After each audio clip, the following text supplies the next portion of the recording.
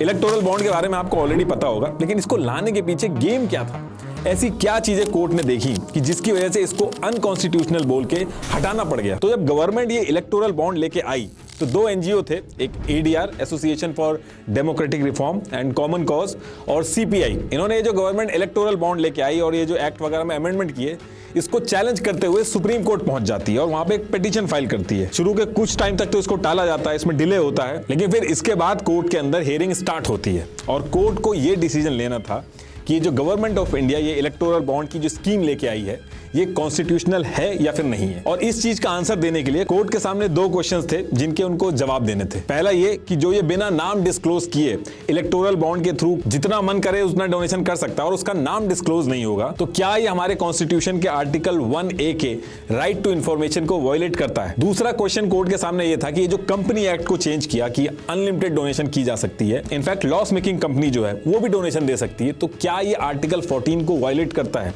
तो ये दो क्वेश्चन थे जो कोर्ट को आंसर करने थे और उसके बेसिस पे डिसीजन लेना था। तो पहले क्वेश्चन को डिस्कस करते हैं कि कोर्ट के अंदर क्या डिस्कशन चले। तो देखिए, कोर्ट के अंदर गवर्नमेंट जो ये इलेक्टोरल बॉन्ड लेके आई थी वो ये कहती है कि हम ये इसलिए लेके आए हैं ताकि ब्लैक मनी को हटाया जा सके, और डोनर जो डोनेट कर रहा है उसका नाम हमें मजबूरी में छुपाना पड़ रहा है, क्योंकि अंडर आर्टिकल 21 एक डोनर का राइट है, right to privacy, right to life.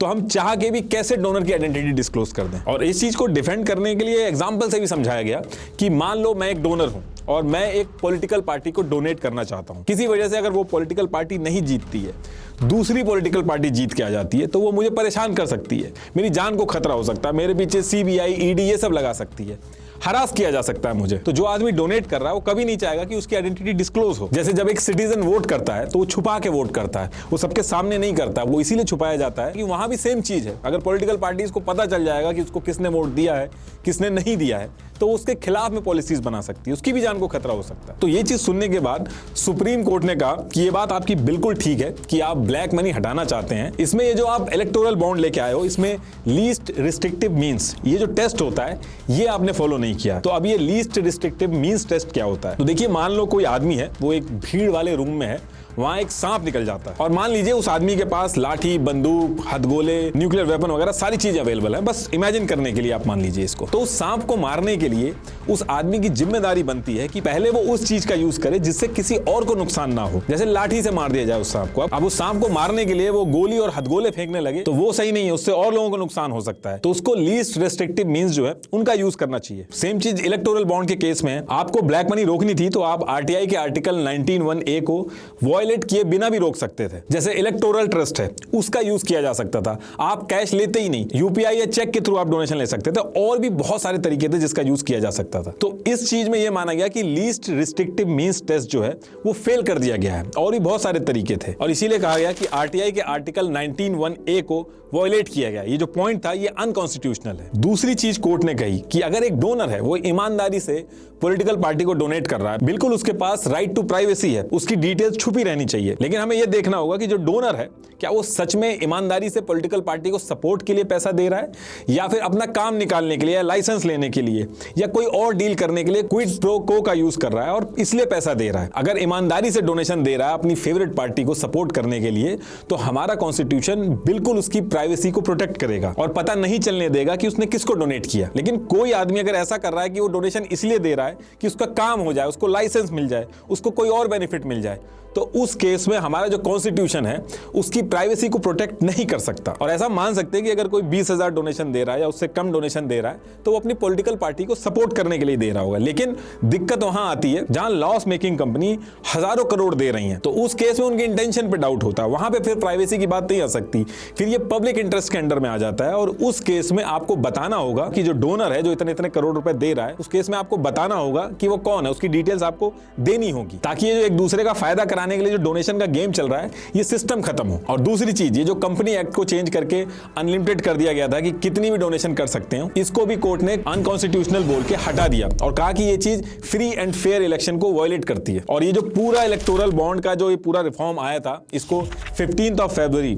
2024 को अनकॉन्स्टिट्यूशनल बोल के सुप्रीम कोर्ट ने हटा दिया। और इसके साथ साथ ये जो income tax act, representation of people act, company act, ये सब जो अमेंड किए गए थे इनको भी हटा दिया गया। और फिर इसके बाद कोर्ट ने एसबीआई को डायरेक्शन दिए कि ये जो इलेक्टोरल बॉन्ड की सेल्स आप कर रहे हो इसको तुरंत रोक दो, और इलेक्शन कमीशन को कहा कि किस कंपनी ने किसको डोनेशन किए ये सारी डिटेल्स आप पब्लिक को डिस्प्ले करिए, और अगर किसी पॉलिटिकल पार्टी के पास बॉन्ड वगैरह बचे हैं जो कैश नहीं कराए हैं तो उसको आप तुरंत वापस कर दीजिए। और फिर 21 मार्च तक ये सारी डिटेल्स आपके सामने आई गई थी क्योंकि पब्लिक हो गई थी, और ये सारी डिटेल्स आपने देख भी ली होंगी। लेकिन जो सारी डिटेल्स आई थी, जो डेटा आया था, जैसा हमने गेस किया था, जो रूलिंग पार्टी थी उसको सबसे ज्यादा डोनेशन मिला था। किस पार्टी को कितना मिला था ये इस चार्ट में आप देख लेना। 92.30% का जो इलेक्टोरल बॉन्ड था वो 1 करोड़ के डिनोमिनेशन में खरीदा गया था। मतलब कि आम आदमी के बजाय ये जो कॉर्पोरेट डोनर्स थे ये ही डोनेशन दे रहे थे। और ये जो डिटेल्स आई थी इनके अगर पैटर्न को भी एनालाइज आप करोगे तो कुछ चीजें बहुत ही इंटरेस्टिंग सामने आई हैं। जैसे इसमें 21 ऐसी कंपनीज मिली जिन्होंने तब बॉन्ड्स खरीदे जब उनके ऊपर सेंट्रल एजेंसी, सीबीआई, ईडी इन्होंने रेड मारी। ये उन कंपनीज के नाम है, और यहां पे आप देखोगे जिस मंथ में रेड पड़ी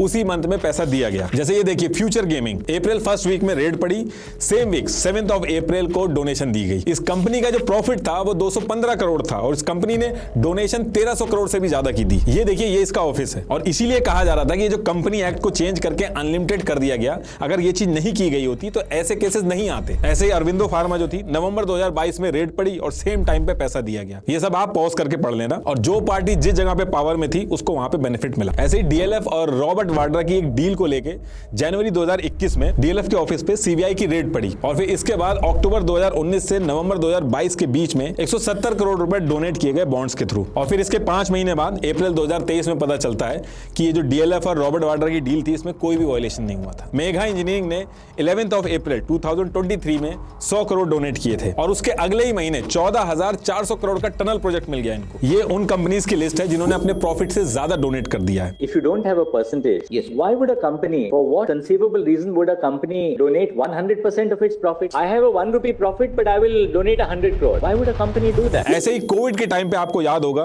रेमडेसिविर जैसी ड्रग्स आए थे, तो उस टाइम पे 7 कंपनियां ऐसी थी जो क्वालिटी चेक फेल कर गई थी। ये उन 7 कंपनियों के नाम है। जैसे हेट्रो लैब्स थी, जुलाई 2021 आते आते इसको 6 नोटिस भेजे गए थे Maharashtra food and drug administration ने, क्योंकि ये जो रेमडेसिविर बना रहे थे इनके सैंपल में येलो कलर आ रहा था जो कि एकदम क्लियर होना चाहिए था, इसलिए ये सैंपल क्वालिटी में फेल कर गए थे। Om Prakash Sadhwani, former joint commissioner of drugs, ने कहा कि इनके लाइसेंस सस्पेंड हो जाने चाहिए थे। लेकिन हुआ क्या, जुलाई 2021 को नोटिस गया इस कंपनी को, और अप्रैल 2022 को 40 करोड़ इन्होंने डोनेट किए, और फिर ये बच गए। ऐसी बाकी बची जो कंपनीज थी जिनके ड्रग्स क्वालिटी चेक फेल कर गए थे उनको नोटिस गया, उसके बाद वो बॉन्ड्स खरीदते हैं, उसके बाद फिर वो बच जाते हैं, और अभी तक उनके केस पेंडिंग चल रहे हैं। जो लिस्ट आई थी डोनर्स की उसमें जो टॉप 50 कंपनीज थी जिन्होंने सबसे ज्यादा डोनेशन दिया था, वो आप देखोगे उनके वर्किंग ऑपरेशंस जो थे वो कहीं ना कहीं सरकारी ग्रांट्स और कॉन्ट्रैक्ट पे डिपेंडेंट थी, जहां पे लैंड का अप्रूवल, एनवायरनमेंट का लाइसेंस, ये सारी चीजें चाहिए होती हैं। तो देखिए आप ये जो पूरी पॉलिटिकल फंडिंग होती है इसको लेके भले ही अपनी अपनी पार्टी को सपोर्ट कर सकते हो, लेकिन सच बात यह है कि इसमें ट्रांसपेरेंसी आना बहुत ही जरूरी है,